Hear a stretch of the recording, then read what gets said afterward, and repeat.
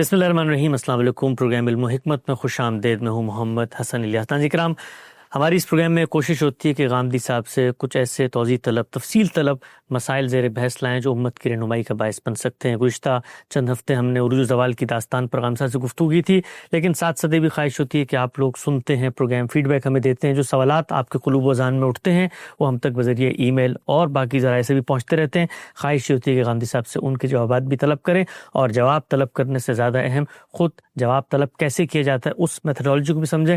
حسب سابق ہمارے ساتھ تشریف فرمائیں جناب جاوید احمد غامدی صاحب۔ آغاز کرتے ہیں۔ غام صاحب بہت شکریہ آپ کے وقت کا۔ پہلا سوال غام صاحب جو آج میرے سامنے ہے، یہ انہوں نے پوچھا ہے کہ اگر کوئی شخص مغرب کی فکری روایت ہیومنزم یا سیکولرزم سے متاثر ہو تو قرآن کے ذریعے اس کے ساتھ بات چیت کا سب سے مؤثر طریقہ کیا ہو سکتا ہے؟ دنیا میں جو لوگ بھی آپ کے مخاطب ہوں گے وہ کسی نہ کسی چیز سے متاثر ہوں گے۔ جب اللہ کے پیغمبر آئے تو اس وقت بھی لوگ کچھ چیزوں سے متاثر تھے۔ انہوں نے اگر شرک کو اختیار کیا ہوا تھا یا انہوں نے ایک میتھالوجی بنا لی ہوئی تھی، وہ کچھ ہستیوں کو اوتار یا دیوی یا دیوتا سمجھتے تھے تو ان کے ساتھ بے پناہ عقیدت بھی رکھتے تھے۔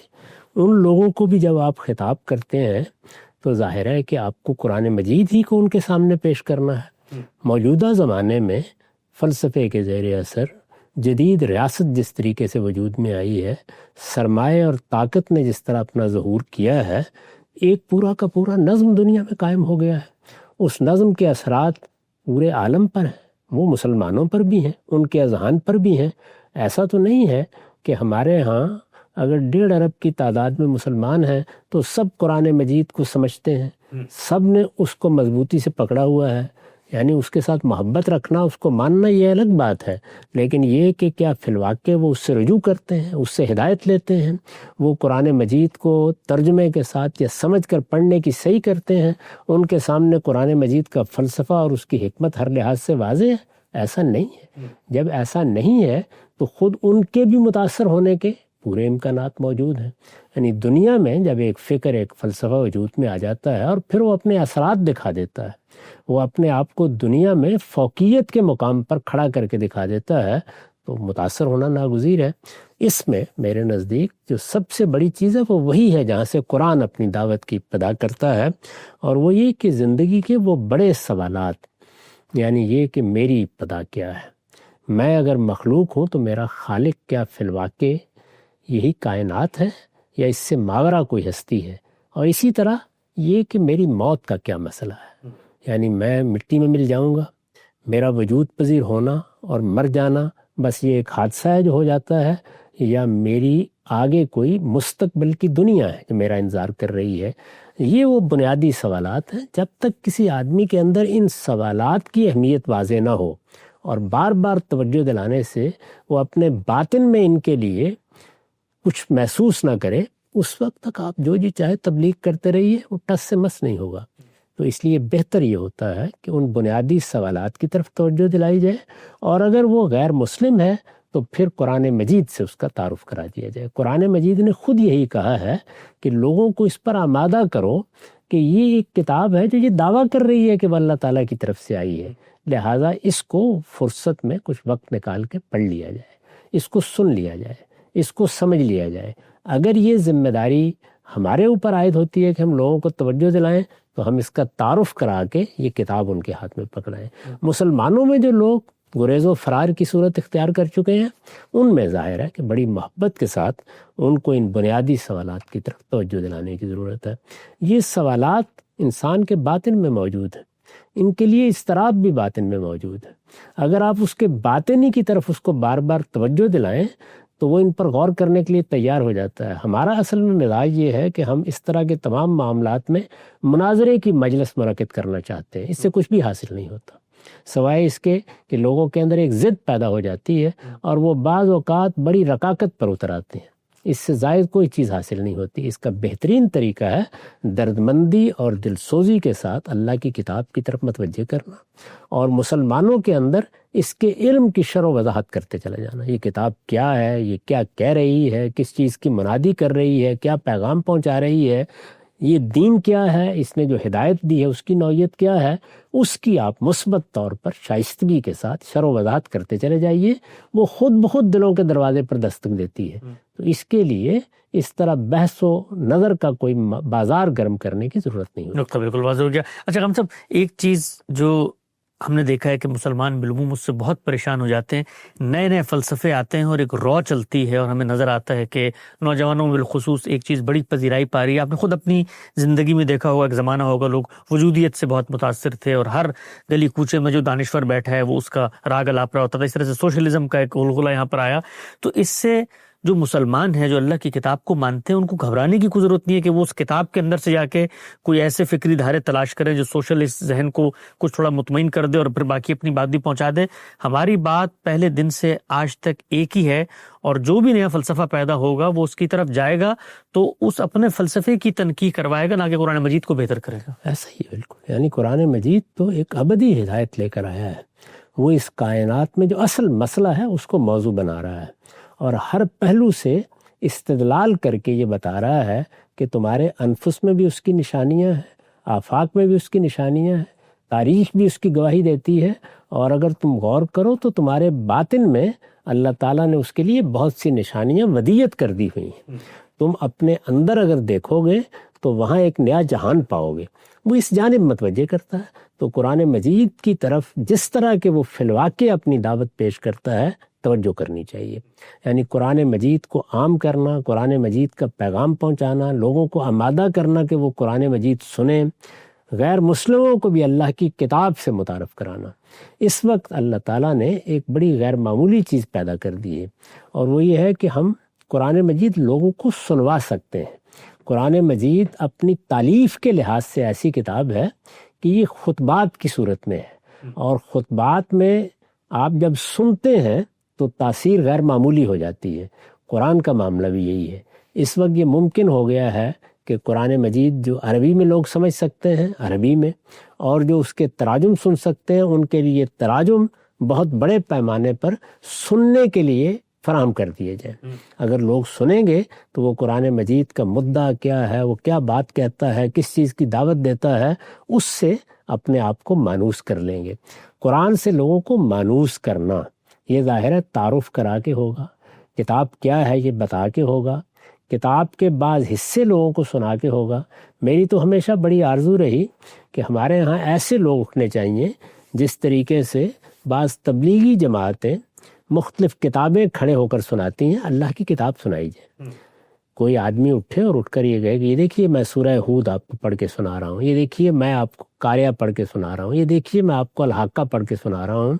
قرآن پڑھا جائے، قرآن سنایا جائے، قرآن مجید لوگوں کے سامنے رکھا جائے، اور لوگوں کو توجہ دلائی جائے کہ وہ جگہ جگہ ایسے مطالعے کے حلقے بنائیں، ایسے اسٹڈی سرکل بنائیں جن میں اللہ کی کتاب کا مطالعہ کیا جائے، اس میں مختلف تفسیریں دیکھی جائیں، مختلف محققین نے کیسے قرآن کو سمجھا ہے اس کو دیکھا جائے۔ تو وہ لوگ جو اعلیٰ استعداد رکھتے ہیں اس کے لحاظ سے، اور جو عام طریقے پر کسی کتاب کو پڑھتے ہیں تذکیر کے لیے، وہ اس طریقے سے اس سے استفادہ کریں۔ قرآن مجید ہی کو بنیاد بنا کر تعلیم دینا اور قرآن مجید ہی کو بنیاد بنا کر دعوت دینا، یہی خود قرآن کا اپنا بتایا ہوا طریقہ ہے۔ نقطہ بالکل واضح ہو گیا۔ آگے بڑھاتے ہیں سلسلہ گفتگو کو، کچھ اور سوالات ہیں۔ صاحب ایک بڑا دلچسپ سوال ہے، انہوں نے پوچھا کہ عملی زندگی میں عام مسلمان کیسے جان سکے گا کہ کون سا عمل سنت ہے اور کون سا محض ثقافتی روایت؟ ہمارے عام طور پر خود برصغیر میں ہم نے دیکھا، جب ہم پیدا ہوئے تو بہت سارے ایسے اعمال ارد گرد میں ہو رہے تھے جو بظاہر دینی اعمال لگتے ہیں، اور کہا جاتا ہے کہ بھئی یہ تو نہ بھی کہا جائے تب بھی انسان محسوس کرتا ہے۔ تو کوئی پیرامیٹر، کوئی ٹول، کوئی ایسا پروٹوکول ہے جس سے پتہ چل جائے کہ نہیں یہ تو مسلم تہذیبی روایت یا ثقافت سے پیدا ہوئی چیز ہے، اس کا مذہب یا سنت یا دین کے احکامات سے تعلق نہیں ہے؟ یہ ایک تو چیز یہ ہے کہ آپ نے کوئی چیز دیکھی اور خود کوئی رائے قائم کر لی، ورنہ اگر آپ جا کے اہل علم سے، خواہ وہ کسی نقطہ نظر کے اہل علم ہوں، ان سے یہ پوچھیں گے کہ یہ عمل کیا رسالت مآب صلی اللہ علیہ وسلم کی نسبت سے ثابت ہے، کیا اس کو مسلمان امت ہر جگہ دین کی حیثیت سے قبول کیے ہوئے ہے، تو آپ کو ایک ہی جواب ملے گا۔ اس میں جواب کا اختلاف ہو ہی نہیں سکتا۔ اچھا، یعنی لوگ بعض اوقات وہاں سے بات شروع کرتے ہیں جہاں سے بات کی حقیقت جانی نہیں جا سکتی۔ جب آپ یہ جاننا چاہیں گے تو کوئی آدمی بھی آپ کو غلط اطلاع نہیں دے گا جتنی بدعتیں ہیں ان کی تاریخ بالکل محفوظ ہے، یہ معلوم ہے ان کی ابتدا کب ہوئی۔ جو لوگ ان بدعتوں کو نیکی اور خیر کے کام سمجھتے ہیں ان سے بھی جا کر آپ پوچھیں گے تو وہ بتائیں گے کہ یہ 3 صدی میں ابتدا ہوئی، یہ 4 صدی میں ابتدا ہوئی۔ یعنی اس امت کی تاریخ کہیں گم نہیں ہو گئی، وہ ہمارے سامنے موجود ہے۔ تو چنانچہ جب آپ ان اہل علم سے بھی جا کے پوچھیں گے جو کسی چیز کو غلط بیان کر رہے ہوتے ہیں تو وہ کسی چیز کی توضیح کر دیں گے، اس کے دلائل دے دیں گے، لیکن اس واضح سوال کا جواب وہ بھی یہی دیں گے کہ رسالت مآب کے زمانے سے کون سی چیز ہے جس کو دین کی حیثیت سے آپ نے جاری فرمایا ہے۔ سوال یہ کرنا چاہیے۔ یہ سوال مراکش سے لے کے انڈونیشیا تک جب بھی اہل علم سے کیا جائے گا تو اس کا ایک ہی جواب ہوگا۔ ٹھیک، نقطہ بالکل واضح ہو گیا۔ آگے بڑھاتے ہیں۔ آپ سے پوچھا ہے کہ جدید سائنس و طب کے تناظر میں بعض احادیث مثلاً علاج یا فلکیات سے متعلق کو عام آدمی کیسے سمجھے؟ یہ عام طور پہ ہمارے ہاں کچھ روایتیں ایسی بھی بیان کی جاتی ہیں کہ فلاں چیز کھا لو تو وہ ان تمام امراض کا علاج ہے، فلاں چیز میں بہت شفا ہے۔ تو ابھی طب کے لحاظ سے یہ روایت سامنے آ جائے تو ڈاکٹروں کو جب پیش کی جاتی ہے تو وہ مریض کو احتیاط کا مشورہ دیتے ہیں، تو ان کی کیا تطبیق کی صورت ہو جائے گی؟ نہیں، دیکھیے، رسالت مآب صلی اللہ علیہ وسلم کو اللہ تعالیٰ نے پیغمبری کے منصب پر فائز کیا۔ چنانچہ پیغمبر کی حیثیت سے جو دین آپ کو دیا گیا اس کو آپ نے لوگوں تک بے کم و کاست پہنچا دیا ہے۔ اس دین کے بارے میں کوئی علمی سوال پیدا ہوا ہے، کوئی اشکال ہے، اس کی شرح و وضاحت کر دی ہے۔ یہ چیزیں دین ہیں۔ ان کے سوا رسالت مآب صلی اللہ علیہ وسلم بھی عرب میں پیدا ہوئے، آپ کا ایک پس منظر ہے، آپ کی ایک ثقافت ہے، آپ کی ایک معاشرت ہے، اس میں بہت سی چیزیں ہیں جس طرح سے بزرگ بیان کرتے ہیں اس طرح آپ نے بھی بیان کی ہیں۔ یعنی کسی کو کسی دوا کا مشورہ دے دیا ہے یا پہلے سے کوئی چیز مانی جاتی ہے اس کے بارے میں توجہ دلا دی ہے، جیسے کہ ہم بھی بہت سی ایسی باتیں کرتے ہیں۔ ان چیزوں کو الگ الگ رکھنا چاہیے ہمیشہ۔ چنانچہ ہم یہ توجہ دلاتے ہیں کہ دین کو سمجھ لیجئے وہ کیا ہے۔ دین اصل میں تزکیے کا خدائی نسخہ ہے، یعنی ہمیں اپنے آپ کو پاکیزہ بنانا ہے۔ پاکیزہ بنانا ہے، اس کے لیے خدا کی ہدایت کیا ہے۔ یہ پاکیزگی ہے جس کی بنیاد پر قیامت میں ہمارے مستقبل کا فیصلہ ہوگا۔ یعنی اللہ کے فردوس میں داخل ہونے کے لیے ہم میں سے ہر ایک کو پاکیزہ ہو کر وہاں بارگاہ خداوندی میں پہنچنا ہے۔ قرآن مجید نے اس بات کو بیان کرنے میں ایسے الفاظ استعمال کیے ہیں کہ ایک عام آدمی بھی ان کو سنے گا تو وہ یہ جان لے گا کہ دین کا مقصد یہی ہے، یہی چیز ہے جو میرے سامنے رہنی چاہیے۔ اس کو سامنے رکھ کے دین کو سمجھیے وہ کیا چیز ہے، تو آپ یہ دیکھیں گے کہ اس میں عبادات ہیں۔ عبادات تو بالکل متعین ہے، یعنی مسلمانوں میں کہیں بھی آپ چلے جائیں وہ آپ کو بتائیں گے کہ 5 وقت کی نماز فرض ہے، وہ آپ کو بتائیں گے کہ آپ پر روزے رکھنے فرض ہیں۔ عام طور پر ان کو ارکان اسلام کہہ کے بیان کیا جاتا ہے۔ اسی طرح حج ہے، اسی طرح دوسری چیزیں ہیں، تو اس میں تو کوئی سوال ہی نہیں ہے۔ جو آداب کی نوعیت کی چیزیں ہیں وہ مسلمانوں میں عمومی طور پر رائج ہیں، ان کو بھی آپ اسی طریقے سے اپنا لیتے ہیں، ان کو بھی اسی طریقے سے اختیار کر لیتے ہیں۔ تو بعض چیزیں تطہیر بدن کی ہیں، بعض تطہیر خورولوش کی ہیں، بعض تطہیر اخلاق کی ہیں۔ یہ دین کا دائرہ ہے، اس کو اچھی طرح سمجھ کر دین کی بات علماء سے پوچھنی چاہیے، اور وہ بھی یہ بتا دیں گے آپ کو کہ یہ کیا چیز ہے۔ باقی رہ گئی اس نوعیت کی چیزیں تو یہ در حقیقت ایک مخصوص ثقافتی پس منظر، ایک مخصوص علاقے، اس کی تہذیب، اس کی تاریخ سے پیدا ہوتی ہیں۔ ان کو اسی جگہ رکھنا چاہیے۔ پیغمبر اس لیے نہیں آتے کہ وہ لوگوں کو علاج معالجے کے طریقے بتائیں، وہ جس چیز کا علاج کرنے آتے ہیں وہ ہمارے روحانی امراض ہیں۔ یعنی میرے باطن کے اندر جو ایک شخصیت ہے اس کے ہاں کوئی چیز آلودگی کا ذریعہ نہ بن جائے۔ قرآن مجید نے جو 2 لفظ استعمال کیے ہیں کہ جب پروردگار نے تمہارے نفس کو بنایا اور سنوارا تو اسی وقت یہ طے کر دیا کہ قد افلح من زکاہا وقد خاب من دساہا۔ تو تزکیہ ہے جس کو ہمیں حاصل کرنا ہے، اور تجزیہ ہے جس سے ہم کو بچنا ہے، آلودگی ہے جس سے بچنا ہے۔ یہ چیز ہے، اگر یہ پیش نظر رہے اور سامنے رہے کہ ہر چیز میں پاکیزگی اصلاً مطلوب ہے اور یہ دین ہے، کسی مرض کا علاج اس کا دین کے کانٹینٹ سے یا دین کے مقصد سے یا دین کے اوامر و نواہی سے سرے کے ساتھ کوئی تعلق ہی نہیں۔ نقطہ بالکل واضح ہو گیا، بلکہ یہاں تک خود سیدہ عائشہ سے جو روایات منقول ہیں اس باب میں، اس کو طب نبوی کہا جاتا ہے، وہ خود ہی بیان کرتی ہیں کہ اللہ کے پیغمبر جب بیان ہوئے تو مدینہ کے ارد گرد سے جو بڑے حکماء ہیں، اطباء ہیں، وہ آتے تھے اور ان کے تجویز کردہ نسخوں کو اور ساتھ میں آپ صلی اللہ علیہ وسلم کو دیتی تھیں۔ آگے بڑھاتے ہیں سلسلہ گفتگو کو۔ آپ سے پوچھا ہے کہ اگر ایک مسلمان ریاست سیکولر آئین رکھتی ہو تو شہری اپنی دینی ذمہ داریوں کو کس حد تک ریاستی فریم ورک کے اندر ادا کر سکتے ہیں؟ دینی ذمہ داریوں کا ایک بہت بڑا حصہ فرد سے متعلق ہے، اس میں کوئی رکاوٹ پیدا ہونے کا سوال ہی نہیں ہے۔ یعنی موجودہ زمانے میں یہ ہو سکتا ہے کہ کسی جگہ ایسی صورت پیدا ہو جائے کہ لوگوں کو دین پر عمل کرنے سے روکا جائے، اس میں خود قرآن مجید نے واضح کر دیا ہے کہ پھر پہلا انتخاب یہی ہونا چاہیے کہ آدمی وہاں سے ہجرت کر جائے۔ لیکن اس وقت جس دنیا میں ہم رہ رہے ہیں اس میں ایک بڑا حصہ ایسا ہے جس میں اس طرح کی صورتحال نہیں ہے، تو آپ نماز پڑھیے، آپ روزہ رکھیے، آپ اللہ تعالیٰ کی بندگی کے لیے جو آداب بتائے گئے ہیں وہ بجا لائیے۔ اسی طرح سے تطہیر بدن کے لیے، تطہیر خورنوش کے لیے جو ہدایات دی گئی ہیں، ان میں سے کوئی چیز بھی ایسی نہیں جس میں کوئی ریاست یا اس کا نظام رکاوٹ بنتا ہو۔ مشکل پیش آ جاتی ہے بعض اوقات۔ اب مثال کے طور پر آپ کسی ایسی جگہ رہتے ہیں جہاں حلال کھانا ملنے میں دقت ہے، تو اس طرح کی مشکلات تو بے شک پیش آ سکتی ہیں، لیکن یہ کہ کوئی رکاوٹ پڑ گئی ہے یا روک دیا گیا ہے یا مجبور کیا جا رہا ہے یا حرام کھانے کے لیے اکراہ ہو رہا ہے، اس طرح کی کوئی چیز نہیں ہے۔ تو دین کا بہت بڑا حصہ ایسا ہی ہے۔ باقی رہیں وہ باتیں جن کا تعلق ریاست سے یا اس کے نظم سے ہے، عام آدمی اس کا مکلف ہی نہیں ہے۔ اس میں تو یہی ہے کہ جہاں مسلمانوں کے پاس اقتدار ہوگا وہاں ان کو توجہ دلائی جائے گی۔ وہ توجہ دلانے کا کام بھی اہل علم کو کرنا چاہیے، یعنی وہ بتائیں کہ حکومت کی کیا ذمہ داریاں ہیں، ارباب حل وقت کے کیا فرائض ہیں، دینی لحاظ سے کن چیزوں کا ان سے مطالبہ کیا گیا ہے۔ وہ چند متعین چیزیں ہیں، ان کا مطالبہ پیش کرنا، ان کو بتانا، ان کی شرح و وضاحت کرنا، ان کے بارے میں اشکالات کے جواب دینا، یہ اہل علم کی ذمہ داری ہے۔ وہ یہ ذمہ داری انجام دے بھی رہے ہیں اور اپنے اپنے طریقے سے اس ذمہ داری میں جو کچھ ان کے ذمے ہے وہ ادا بھی کر رہے ہیں۔ عام لوگوں کو اس میں زیادہ مشکل میں پڑنے کی ضرورت نہیں، ان کو تو یہ دیکھنا چاہیے کہ ان کے لیے دین کے احکام کیا ہیں، اور ان کے لیے دین کے اوامر و نواہی اگر آپ غور کر کے دیکھیں تو سب کے سب ایسے ہیں جس میں الحمدللہ کوئی رکاوٹ نہیں ہے اس وقت دنیا میں۔ اگر صاحب یہ خود ہمارے دین کی بڑی خوبصورتی ہے کہ جو صورتحال جس وقت انسان کو درپیش ہے اس کے لحاظ سے دین وہ رول ماڈل دیتا ہے کہ آپ نے اس میں رہتے ہوئے عمل درآمد کرتے چلے جانا ہے۔ ساتھ صاحب مکہ میں تھے، وہاں پر ریاست نہیں تھی، وہاں بھی آپ نے دین پہ عمل کیا، ریاست ملی تب بھی آپ نے دین پہ عمل کیا، پرسیکیوشن ہوئی تو ہجرت کر کے بھی دین پہ عمل کیا۔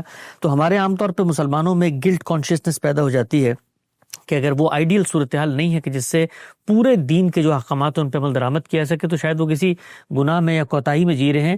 یہ دین کا بہت بڑا ہم پر احسان ہے کہ جیسے حالات ہوں، ہم غیر مسلم اگر ریاست کے اندر ہیں تو وہاں پر بھی ہم دین پر عمل درآمد کر کے رہ سکیں۔ اس میں ایک بڑی بنیادی بات ہے جس میں غلطی ہوتی ہے، وہ یہ ہے کہ میرے ذمے کیا ہے، ایک عام آدمی کی حیثیت سے میری ذمہ داریاں کیا ہیں، دین کے کسی عالم کی حیثیت سے میری ذمہ داریاں کیا ہیں، اور مسلمانوں کے ارباب حل وقت یا اولو الامر یا حکمرانوں کی ذمہ داریاں کیا ہیں۔ تو حکمرانوں کی ذمہ داریاں تو بتانی ہیں ان کو، اس کے لیے نہ میں جواب دہ ہوں نہ آپ جواب دیں۔ جو شخص حکمرانی کے منصب پر فائز ہے، جو مسلمانوں کے ارباب حل وقت میں شامل ہے، جو ان کے اولو الامر کی حیثیت رکھتا ہے، اسی کو وہ کام انجام دینے ہیں۔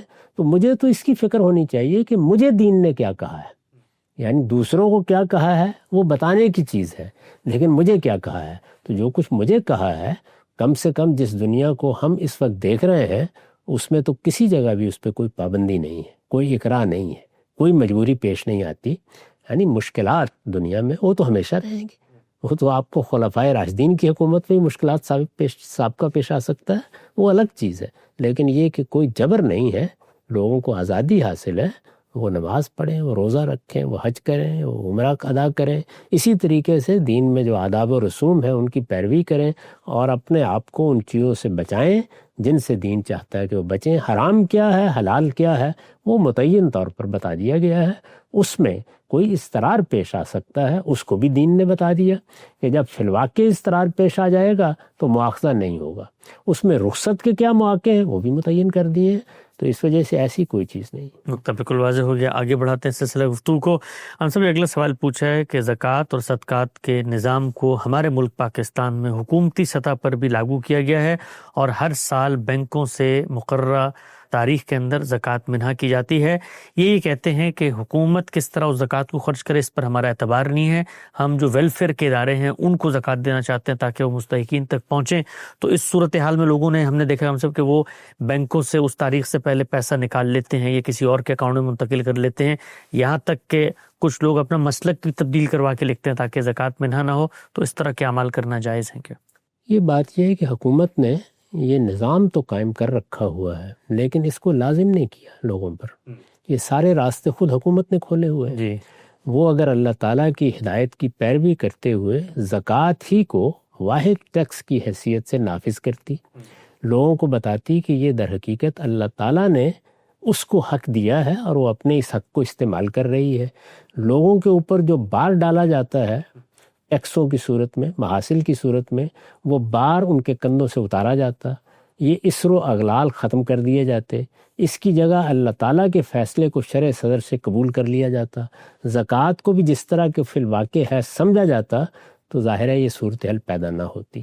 اب جب حکومت نے خود ہی یہ راستے کھول رکھے ہوئے ہیں تو اس میں بہرحال عام آدمی کا کام یہ ہے کہ وہ کبھی جھوٹ نہ بولے، کوئی غلط بات نہ کرے، کسی قانون کی زد سے بچنے کے لیے اپنے ایمان و عقیدہ کو اس طریقے سے فروخت کرنے کے لیے تیار نہ ہو جائے. یہ سب چیزیں تو انسان کے وجود کی موت بن جاتی ہیں. مسلمان کا کام یہی ہے کہ وہ جو کچھ مانتا ہے مانے اور جو کچھ جانتا ہے جانے، اور اپنے ماننے اور جاننے کی بنیاد پر اپنی شناخت قائم کرے.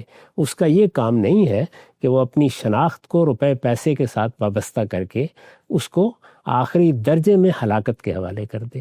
تو یہ چیزیں ان کی طرف توجہ دلانی چاہیے. باقی لوگوں کے لیے اس وقت لازم نہیں ہے کہ وہ اس طریقے سے اکاؤنٹ تک حکومت کو لازماً پہنچنے دیں. وہ اگر اس میں راستہ نکالتے ہیں اور وہ راستہ قانون کی روح سے جائز راستہ ہے اور اس راستے میں ان کو کوئی غلط بیانی نہیں کرنی ہے تو اس پہ اعتراض نہیں کیا جا سکتا، اس لیے کہ خود حکومت ہی نے یہ راستہ کھولا ہوا. نقطہ بالکل واضح ہو گیا. آگے بڑھاتے ہیں سلسلہ گفتگو کو. آپ سے پوچھا کہ آج کی جمہوری ریاست میں اسلامی اصول شورا اور احتساب کو مؤثر اداروں کی شکل میں کیسے ڈھالا جا سکتا ہے؟ اسلام جب بات کرتا ہے امرهم شورا بینہم کی اور انسان نظام بناتے تو کیا ہمیں تاریخی طور پر جو کچھ نظام ہمارے خلفائے راشدین نے بنایا، صحابہ کرام نے بنایا، ان کے بعد بنے، اس میں کوئی احتساب کا کوئی مؤثر نظام موجود تھا؟ اس سے ہم نے دیکھا ہے کہ آج کل اینٹی کرپشن کے ادارے ہیں اور باقی نیب ویب بھی بنے ہیں. تو اسلامک جو ماڈل تھا یا مسلمانوں کا جو ماڈل تھا اس میں احتساب کیسے ہوتا تھا جو حکمران بیٹھے ہوتے تھے ان کا؟ دیکھیے، احتساب جس طرح کی حکومت تھی اس کے لحاظ ہی سے ہوتا تھا. اس حکومت میں کوئی باقاعدہ عدلیہ بھی نہیں تھی، کوئی باقاعدہ پولیس بھی نہیں تھی، باقاعدہ زندہ کے لیے بھی کوئی جگہ مقرر نہیں تھی. تو جس طرح کا نظام تھا جہاں سے خلافت راشدہ کی ابتدا ہوئی اس کے لحاظ سے یہ احتساب ہوتا تھا.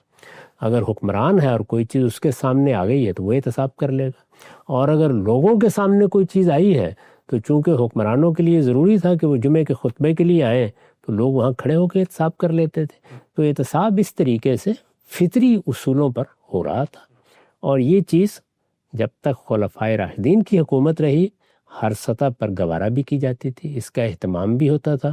بعد کے زمانوں میں باقاعدہ محتسب مقرر بھی کیے گئے، وہ لوگوں کا احتساب کرتے تھے. یعنی ایک احتساب وہ ہے کہ جو لوگوں کا کیا جاتا ہے امر بالمعروف اور نہی عن المنکر کے طریقے پر، اس میں ہمارے ہاں احتساب کا باقاعدہ ادارہ رہا ہے اور اس کے لیے لوگوں کا تقرر بھی ہوتا رہا ہے. اسی طرح بعد میں عدلیہ بھی باقاعدہ ہو گئی.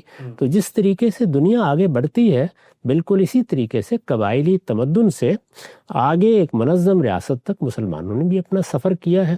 پہلے مرحلے میں جو کچھ عرب میں روایات موجود تھیں انہی کو سامنے رکھ کر سادہ طریقے سے لوگوں نے دین کے احکام پر عمل کرنے کی صحیح کی، اور حکومت کا نظم بھی چلانے کے لیے جو کچھ وہ کر سکتے تھے انہوں نے کیا. لیکن جیسے جیسے پھر وہ شام میں پہنچے، پھر وہ عراق میں پہنچے، پھر وہ اسی طرح فارس کی سلطنت کے فاتح بنے، تو وہاں انہوں نے دیکھا کہ جو ادارے قائم ہیں، جو طریقے قائم ہیں، ان میں سے کیا چیزیں اپنائی جا سکتی ہیں. تو دفاتر میں تبدیلی آئی، ان کا اہتمام کرنے میں تبدیلی آئی، ان کے لیے کس طرح کی خدمات چاہیے ان میں بھی تبدیلی آئی، اور چھوٹے چھوٹے محکمے بھی وجود میں آنے لگ گئے. تو جو طریقہ دنیا کے اندر کسی چیز کے ارتقاء میں ہم دیکھتے ہیں وہی طریقہ وہاں رہا ہے. اس وقت دنیا میں اس کے ادارے نہ صرف یہ کہ بن چکے ہیں بلکہ اس کے لیے بہت کچھ قانون سازی مختلف ملکوں میں ہوئی ہے. وہ ادارے مختلف تجربات سے گزرے ہیں اور تجربات ایسی چیز ہے کہ جس کا کوئی بدل نہیں ہوتا. چنانچہ جو کچھ دنیا میں اچھا ہے اس کو آگے بڑھ کے اپنانا چاہیے، جو کچھ برا ہے اس سے اللہ کی بھی پناہ مانگنی چاہیے اور اجتناب بھی کرنا چاہیے. تو بالکل واضح ہو گیا. آگے بڑھاتے ہیں سلسلہ گفتگو کو. ہاں سے انہوں نے ایک تجویز دی ہے، اس پر آپ کی رائے چاہتے ہیں کہ اب موجودہ نصاب تعلیم میں دینیات کو لازمی مضمون کے بجائے قرآنی اخلاقیات کی شکل میں پڑھایا جانا زیادہ مؤثر نہیں ہوگا؟ میں تو ہمیشہ سے اس رائے کا حامل رہا ہوں کہ ہمیں اپنے بچوں کو قرآن پڑھانا چاہیے. یعنی دینیات کا یا اسلامیات کا جو نصاب بھی بنایا جائے گا وہ ناقص ہوگا. اس میں بہت سی چیزوں کا لحاظ رکھنا پڑے گا. فرقے موجود ہیں، کون سی بات کرنی ہے کون سی بات نہیں کرنی. اللہ کی کتاب پر کوئی اختلاف نہیں ہے. یعنی کوئی آدمی بھی یہ نہیں کہتا کہ ہم اللہ کی کتاب کو نہیں مانتے. اہل تشیع ہوں، اہل تسنن ہوں، بریلوی ہوں، دیوبندی ہوں، اہل حدیث ہوں، کسی بھی نقطہ نظر کے حاملین ہوں، اگر وہ اپنے آپ کو مسلمان کہتے ہیں تو وہ مانتے ہیں کہ اللہ کی کتاب ہے. تو اللہ کی کتاب پر ہر ایک کا اتفاق ہے. چنانچہ یہی کرنا چاہیے اور اللہ کی کتاب ایسے پڑھانی چاہیے کہ وہ ناظرہ بھی پڑھنا آئے، پھر اس کے بعد آہستہ آہستہ آدمی اس کی زبان سے واقف ہوتا چلا جائے اور یہاں تک کہ 10-12 سال میں ایک لازمی مضمون کی حیثیت سے قرآن مجید پڑھ لیا جائے. قرآن مجید کو اس طریقے سے بچوں کی تعلیم کا حصہ بننا چاہیے. بس یہ کافی ہے. باقی رہ گئے مختلف نقطہ نظر کیا ہیں، قرآن مجید سے دین کس طریقے سے سمجھا گیا ہے، اس نوعیت کی جتنی چیزیں ہیں اس میں کچھ ابتدائی معلومات والدین سے ہو جاتی ہیں. جب وہ قرآن پڑھیں گے تو ضروری چیزیں وہاں وہ یاد بھی کر لیں گے. باقی جہاں تک علماء فضلاء سے استفادے کا تعلق ہے اس کی کتابیں موجود ہوتی ہیں، ان کا تعارف آہستہ آہستہ ہوگا، وہ ان سے واقف ہو جائیں گے. میں نے تو جہاں بعض مضامین لکھے ہیں نظام تعلیم پر وہاں اسی چیز کی طرف توجہ دلائی ہے کہ اصل میں قرآن مجید کو ہمارے نصاب میں بطور ایک مضمون کے ہونا چاہیے اور اس میں قرآن مجید کے پڑھنے سے لے کر اس کو سمجھنے تک کے سب مراحل کے بارے میں ہمیں متنبع ہو کر ایک پورا نظام تجویز کرنا چاہیے. بات واضح ہو گئی. آگے بڑھاتے ہیں سلسلہ گفتگو کو. سب سوال نے پوچھا ہے کہ آج کل سوشل میڈیا پر کچھ علماء ایسے نظر آتے ہیں جو نکاح کرنے کی بہت ترغیب دیتے ہیں، شادی کو آسان کرنا، عام کرنا، اور جیسے ہی جوانی پیدا ہو اس وقت شادی کرنے کی بات کرتے ہیں. آپ کا اس پر کیا نقطہ نظر ہے کہ کیا یہ نکاح کو ہماری سوسائٹی میں آسان کرنا چاہیے، عام کرنا چاہیے؟ اور علماء بعض لوگ ہیں جو بہت شدت کے ساتھ لوگوں کو توجہ دلاتے ہیں کہ اس معاملے میں یکسو ہو کر اپنی اولاد، اپنے گرد و پیش میں توجہ کریں اور نکاح کو عام کریں، آسان کریں، اور ایک اگر کیا ہوا ہے دوسرے کی طلب پیدا ہوتی ہے تو اس کے آگے بھی رکاوٹیں نہ باندھیں. کہ بطور اصول تو یہ بات ٹھیک ہے کہ اللہ تعالیٰ نے جو ایک جائز طریقہ بتایا ہے اور وہ اس کی اسکیم کا ایک بہت بڑا جزو ہے. اس دنیا میں جو اسکیم اللہ تعالیٰ نے قائم کی ہے اس میں یہ ادارہ بنیادی حیثیت رکھتا ہے. معاشرت اس سے پیدا ہوتی ہے، انسان کی صلاحیتوں کا ظہور اس سے ہوتا ہے، وہ اپنی ذمہ داریوں کو ادا کرنے کے قابل اس سے ہوتا ہے. اس وجہ سے اصول میں تو یہ بات بالکل صحیح ہے. اس کی ترغیب دینی چاہیے، اس کے راستے کی رکاوٹیں دور کرنی چاہیے. اس کے لیے جو رسوم بنا لیے گئے ہیں، جو خاص اہتمام کیا جاتا ہے، یہ جتنا کم کیا جا سکے اتنا ہی بہتر ہوگا. یہ تو اپنی جگہ بات درست ہے، لیکن جس معاشرے میں آپ رہتے ہیں اس میں ظاہر ہے کہ کچھ مسائل پیدا ہو جاتے ہیں. تو ہمارے ہاں بھی بعض مسائل پیدا ہو گئے ہیں. یعنی اب تعلیم کی عمر بہت اوپر چلی گئی ہے. اسی طرح والدین اس پوزیشن میں نہیں رہے کہ وہ ذمہ داریاں اپنے تمام بچوں کی خود سنبھال سکیں. ان کو بھی اس کا انتظار ہوتا ہے کہ بچے اپنے پاؤں پر کھڑے ہو سکیں، وہ تعلیم پائیں، کسی ملازمت میں جائیں، کوئی کاروبار کریں، کوئی ہنر سیکھیں، اس قابل ہو جائیں کہ اپنے معاملات کو انجام دے سکیں. تو یہ ایک دوسری مشکل ہے. ان دونوں چیزوں کو سامنے رکھ کر یہ کوشش کرنی چاہیے کہ تلقین بھی ہو اور ہماری حکومتیں، ہماری ریاست نظام میں بھی ایسی بہتری پیدا کریں جس سے ذرا قریب کی عمر میں لوگ اپنا گھر آباد کرنے کے قابل ہو سکیں. متوازن. اگر ہم اس میں بعض لوگ یہ بھی کہتے ہیں کہ چونکہ ہمارے معاشرے میں ایک عدم توازن بھی ہے اور خواتین کے معاملے میں خاص کر انتخابات بہت مشکل سے ہوتے ہیں، لوگ اپنی ایک خاص آئیڈیل قسم کی خاتون چاہتے ہیں، تو اس سلسلے میں جو لوگ ایک نکاح کر چکے ہیں ان کو ہم نے دیکھا ہے بعض علماء ترغیب دیتے ہیں کہ بھئی آپ ایک سے آگے بڑھ کے 2 نکاح کریں، 3 نکاح کریں. اس سے جو گناہوں کی رغبت ہے وہ بھی ختم ہوگی اور معاشرے کے اندر ایک بڑی تعداد جو منتظر ہے جن کو اس طرح سے بر نہیں مل سکتے ان کے لیے بھی کوئی رستہ نکلے گا. اس کے لیے تو ہماری پوری معاشرتی حقائق کو تبدیل کرنے کی ضرورت ہوگی، اس لیے کہ ہمارے ہاں اس چیز کو گوارا نہیں کیا جاتا، نہ عورتیں اس کو گوارا کرتی ہیں، نہ اولاد اس کو گوارا کرتی ہے، پورا معاشرتی نظم اس طرح کی چیزوں کے مقابل میں کھڑا ہو جاتا ہے۔ تو اس لیے اس میں محض کسی ایک شخص کو تلقین کر دینے سے کچھ نہیں ہوگا۔ آپ جب نکاح کرتے ہیں تو ایک گھر آباد ہوتا ہے، آپ کی اولاد ہوتی ہے، اس میں سوسائٹی کے اندر کیا چیزیں موجود ہیں ان کا لحاظ کیے بغیر جو اقدام بھی کیا جائے گا وہ آپ کے لیے شدید تکلیف کا بلکہ بعض اوقات ہلاکت کا باعث بن جائے گا۔ تو اس وجہ سے جو اصولی بات ہے اس کو سامنے رکھنا چاہیے کہ اللہ تعالیٰ نے بھی جس چیز کی ترغیب دی ہے وہ یہی ہے کہ ایک میاں بیوی سے صحیح خاندان کی بنا پڑتی ہے۔ البتہ دنیا کے اندر جو احوال ہیں ان کی رعایت کرتے ہوئے اللہ تعالیٰ نے پابندی نہیں لگائی، چنانچہ اگر کسی وقت ضرورت محسوس ہو تو یہ تو ہم نہیں کہتے کہ یہ جائز نہیں ہے، لیکن جائز کاموں کو بھی کرنے سے پہلے یہ دیکھنا چاہیے کہ اس کے نتائج کیا نکلیں گے، اس کے عواقب کیا ہوں گے، اس کے نتائج کیا آپ اس کا تحمل کر سکیں گے۔ اب تک جو تجربات ہمارے معاشرے کے ہیں وہ کوئی اس معاملے میں بہت اچھے نہیں ہیں۔ تو ترغیب کسی چیز کی دینا ایک الگ بات ہے، لیکن معاشرے کے اندر وہ چیزیں کتنی قابل قبول ہیں کتنی قابل قبول نہیں ہیں اس کے پھر نتائج آپ تک پہنچتے ہیں، اس وجہ سے ان سے بھی لوگوں کو باخبر کرنا چاہیے۔ نقطہ بالکل واضح ہو گیا۔ چند آخری سوالات ہم سب کی خدمت میں۔ اب سب کلائمیٹ چینج اور ماحولیاتی بحران کے بارے میں انہوں نے سوال پوچھا ہے۔ ہمارے ملک میں اس وقت سیلاب کی بھی کیفیت ہے اور بڑی تعداد ہے جو اپنی جان و مال سے دور ہو چکے ہیں۔ اس میں یہ پوچھتے ہیں کہ دین اسلام کے لحاظ سے کہ علماء کی ذمہ داری ہے، دین یہ کہتا ہے کہ اپنی جان کو، لوگوں کی جان کو بچاؤ، تحفظ دو، تو وہ اس کلائمیٹ چینج اور یہ ماحولیاتی جو تباہی ہے اس پر بھی وہ گفتگو کیا کریں۔ دیکھیے ہر شعبے کے اہل علم ہوتے ہیں، وہ اپنے شعبے کے لحاظ سے اپنی ذمہ داریاں ادا کرتے ہیں، یعنی ایک طبیب اپنے شعبے کے لحاظ سے، ایک انجینئر اپنے شعبے کے لحاظ سے، سائنسدان اپنے شعبے کے لحاظ سے۔ اس معاملے میں علماء اگر محسوس کریں کہ کسی چیز کی طرف توجہ دلانی ہے ضرور دلانی چاہیے۔ اصلاً ماحولیات میں بھی مہارت رکھنے والے لوگوں کو سامنے آنا چاہیے، یعنی جو جانتے ہوں کیا معاملات ہیں، کس چیز کی طرف توجہ دلانی ہے، اس میں کس نوعیت کے معاملات کیے جا سکتے ہیں اور عام لوگوں سے کیا توقع کی جا سکتی ہے۔ تو یہ اپنی ذات میں ایک پورا شعبہ ہے، یعنی ماحولیات کا معاملہ اب ایسا نہیں ہے کہ اس پر میں بھی ایک تقریر فرما دوں، آپ بھی ایک تقریر فرما دیں۔ دنیا میں بہت سی چیزوں پر بہت سے مطالعات ہو چکے ہوتے ہیں، ان میں مختلف جگہوں پر بہت سا کام ہو چکا ہوتا ہے، ان کو سامنے رکھ کر پھر آپ لوگوں کو بتاتے ہیں کہ اس میں عوام کی ذمہ داریاں کیا ہیں۔ تو ماحولیات کے باب میں کچھ ذمہ داریاں میری اور آپ کی ہیں، وہ عوام کو توجہ دلانے کی ضرورت ہوتی ہے۔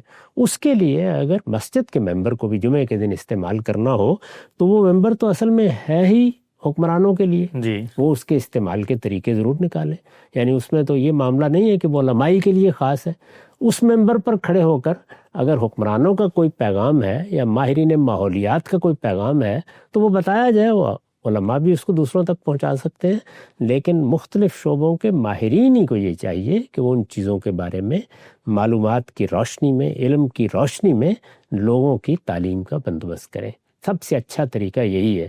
یہ جو ہر موضوع کے بارے میں ہر آدمی سے توقع کی جاتی ہے، اس میں بعض اوقات بڑی ردی چیزیں پھر لوگوں کے سامنے آ جاتی ہیں اور ان کی غلط رہنمائی بھی ہو جاتی ہے۔ اس وقت بھی آپ دیکھیں کہ ہمارے ہاں یہ جو نئے ذرائع پیدا ہوئے ہیں ان میں ہر شخص بیٹھا ہوا لوگوں کو نسخے بتا رہا ہے، وہ ان کو تعویذ لکھ کے بتا رہا ہے، وہ اسی طریقے سے ان کو ایسے مشورے دے رہا ہے کہ جن کے پیچھے علم و عقل کم اور سنی سنائی باتیں زیادہ ہوتی ہیں۔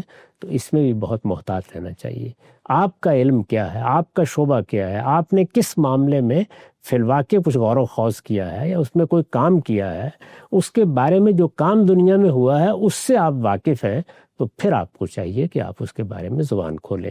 تو کسی عالم کا اگر یہ ذوق ہے اور اس کے ہاں اس معاملے میں بھی بہت سی چیزیں اس کے علم میں، تو ضرور لوگوں کو بتانا چاہیے۔ بالکل توازن ہو گیا۔ اچھا جو آپ نے آخری بات کی کہ آج کل اے آئی کے ذریعے ہم نے دیکھا ہے کہ لوگ کلک کر کے معلومات لیتے ہیں اور پھر اس کے بعد سائنس، فلسفہ، کلام، تاریخ، ادب، دنیا کے تمدن، ماحولیاتی تبدیلی، ہر چیز میں ایسے عبقری کی حیثیت سے اور ایسے ایقان اور اذعان سے وہ رائے بیان کر رہے ہوتے ہیں، اگر وہ ماہرین کے سامنے رکھی جائے تو وہ اپنا مبلغ علم بتاتے ہیں کہ بھی ہم نے تو chat G P T A آئی سے پوچھا تھا۔ تو یہ بھی ایک بڑا انحطاط ہے کہ آج کے دور میں ایک سوڈو علم جو ہے وہ لوگوں میں ایسے اعتماد سے سامنے آتا ہے۔ اس میں بھی لوگوں کی تربیت کرنے کی ضرورت ہے کہ یہ تو اصل میں وہ وسائل اور ذرائع ہیں جو آپ کی مدد کر سکتے ہیں، لیکن یہ اس طرح انحصار کرنے کے ذرائع نہیں ہیں. اگر انہی سے آپ سب کچھ سمجھنا چاہیں گے تو نتیجے کے طور پر بڑی غلطیاں کریں گے. چنانچہ اصل ماخذ کو دیکھنا، کسی چیز کی تربیت پانا، یہ جاننا کہ کیا چیز کیسے سیکھنی اور جاننی ہے، یہ بڑی ضروری بات ہے. میرا خیال یہ ہے کہ کیونکہ نئی چیز آئی ہے تو اس میں لوگوں کو ایجوکیٹ کرنے کا بندوبست بھی کرنا چاہیے. وہ لوگ جو اس کے حدود کو سمجھتے ہیں وہ بتائیں لوگوں کو کہ اس کو استعمال کرنے سے آپ کو کیا حاصل ہوگا، اس کو آپ غلط استعمال کریں گے تو کیا مہلکات ہیں، اس کو صحیح استعمال کریں گے تو صحیح استعمال کے نتیجے میں آپ کو کیا مدد ملے گی. یہ مدد کس حد تک لی جا سکتی ہے، کس حد تک نہیں لی جا سکتی، کتنا اعتماد کرنا چاہیے، کہاں نہیں کرنا چاہیے، یہ چیزیں بھی میرا خیال ہے کہ اس کے ساتھ ہی سمجھانے کی ہیں. مجھے تو ایسا لگتا ہے کہ اگر وہ خود اے آئی سے بھی پوچھیں کہ تمہارا استعمال کیسے ہونا چاہیے تو وہ بھی یہ بتا دے گا کہ میرے ہاں کیا خامیاں ہیں اور کیا چیزیں ہیں جس سے اجتناب کرنا چاہیے. نقطہ بالکل واضح ہو گیا. ہم سب سوالات کا سلسلہ پائے تکمیل تک پہنچتا ہے، وقت ختم ہوتا ہے، دوبارہ حاضر خدمت ہوں گے. اب تک آپ کا بہت شکریہ.